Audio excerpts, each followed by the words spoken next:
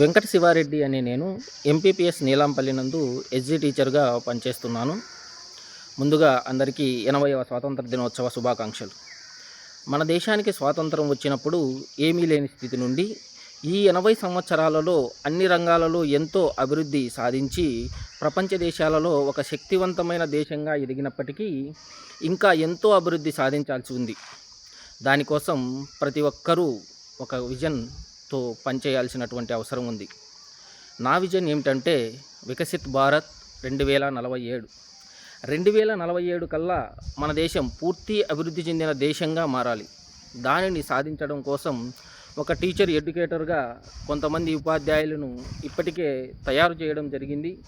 అదేవిధంగా ఒక టీచర్గా పిల్లల సమగ్ర అభివృద్ధికి పాటుపడుతున్నాను.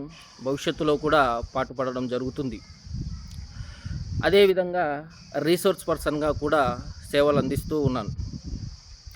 ఇక ముందు కూడా గాంధీ మరియు అంబేద్కర్ల స్ఫూర్తితో వికసిత్ భారత్ 2047 విజన్ సాకారం చేయడానికి పనిచేస్తానని అందరికీ తెలియజేస్తున్నాను.